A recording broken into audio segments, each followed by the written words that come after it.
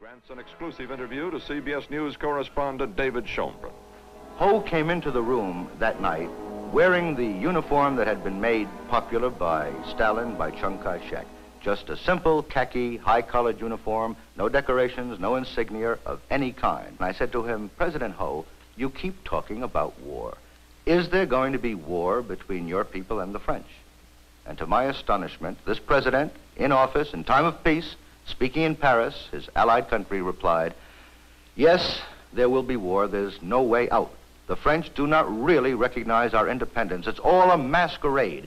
We are not really independent. We mean to be, and there will be war. 22-year-old PFC George Wicks enters Saigon on September 4th, 1945. 2 days after Vietnamese independence was declared, a cabaret of violence, insurrection, and chaos ensued in the streets as he witnesses his commander, Colonel A. Peter Dewey, die. He soon realizes that he will be witnessing history firsthand as he is standing right in the middle of it. And I quote, "What will the French do? What will the enemies do? The British? The Japs? The Chinese?" And that, my friends, is where our story begins today.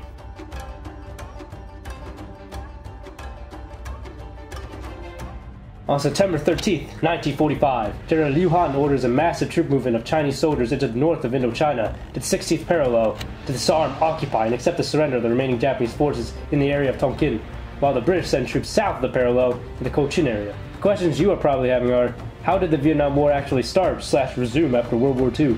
How did it start during World War II? How was Vietnam divided at the 16th parallel? How come there's like zero video or photo evidence of the Kuomintang Chinese in northern Vietnam? Well, that last question won't be answered in this video, sadly. Honestly, I don't know why there's nothing on that.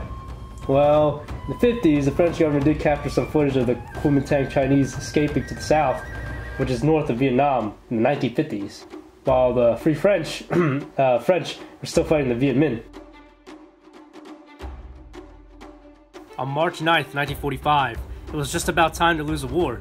In fear of French resurgence, which turned out to be true, the Japanese execute and imprison thousands of French and Vichy military officials. But as Eugene Mordaunt, his coordinator to Decoux, became too talkative for his own good, unveiled the plan before the KMT, the Japanese Army's secret police. The KMT quickly planned their next moves.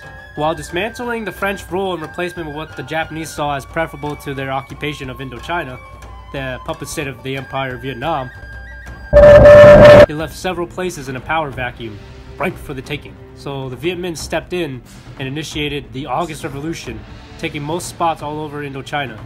Didn't last long though, of course. The Japanese ambitions of maintaining their empire all ended with the August storm of Soviets taking Manchuria, while the Americans dropped 2 atomic bombs, pushing Japan to surrender.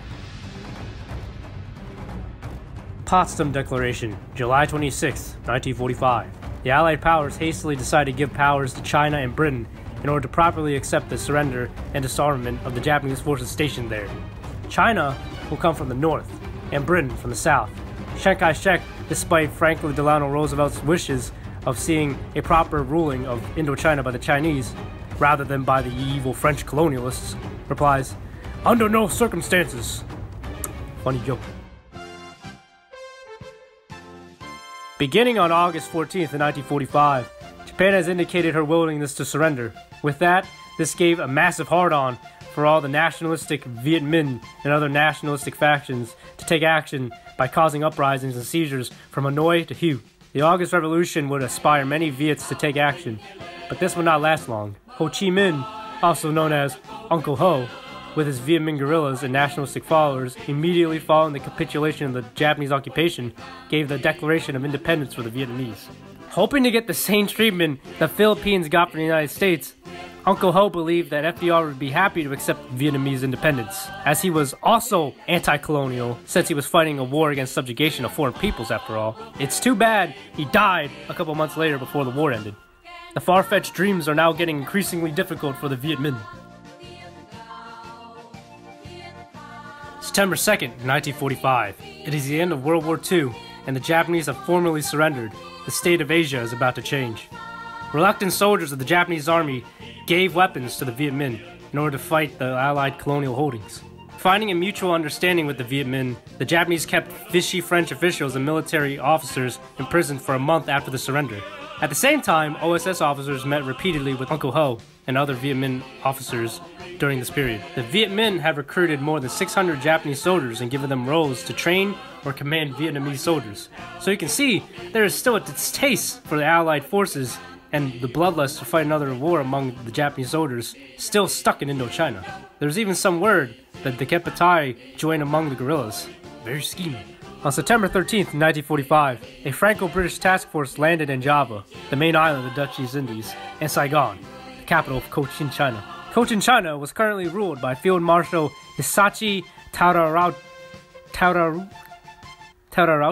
Sorry, I butchered that. Commander-in-Chief of Japan's Southern Expeditionary Army Group. Allied troops in Saigon were an airborne detachment of 2 British companies and the Indian 20th Infantry Division, as well as a French 5th Colonial Regiment, with the British General Sir Douglas Gracey as their supreme commander. The latter proclaimed martial law on September 21st. The following night, Franco-British troops took control of Saigon.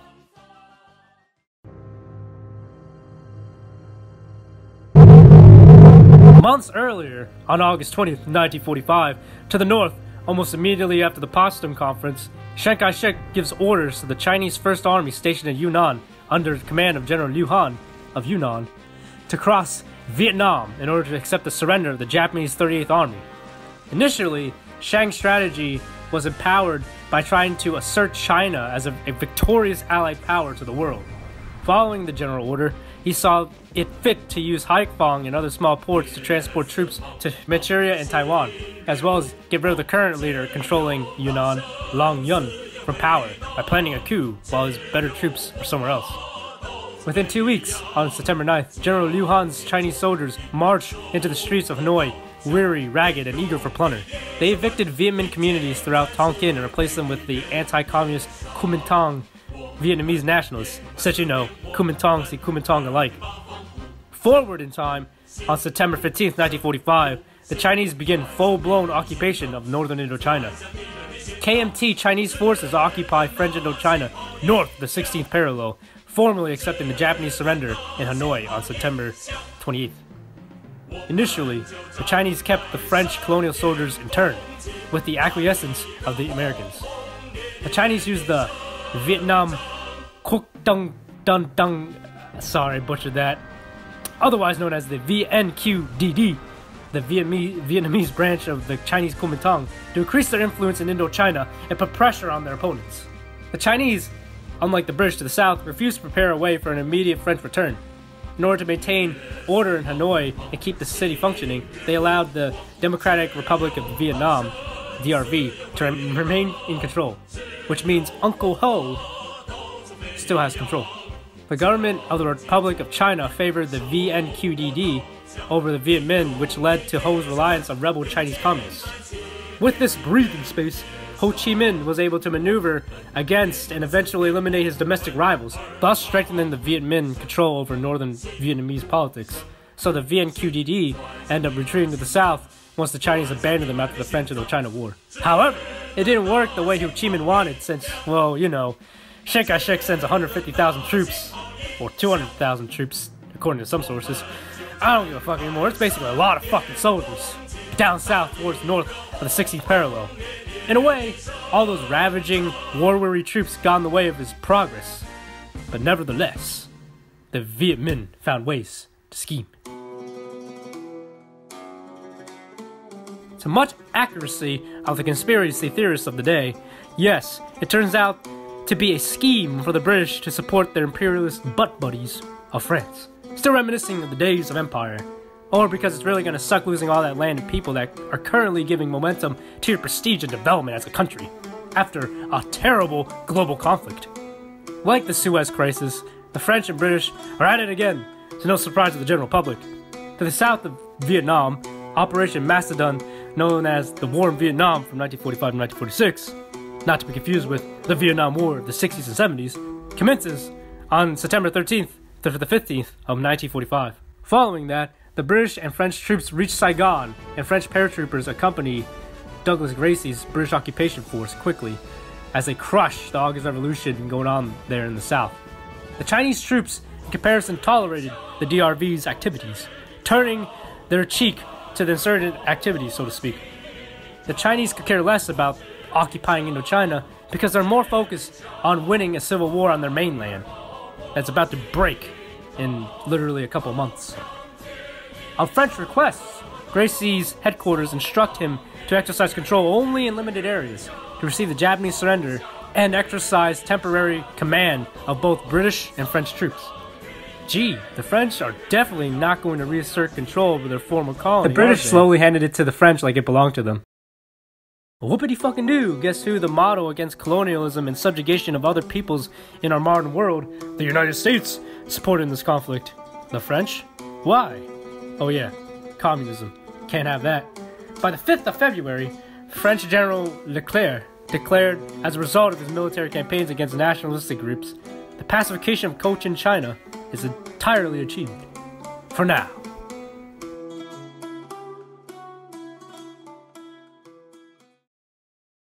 Filthy Freddy's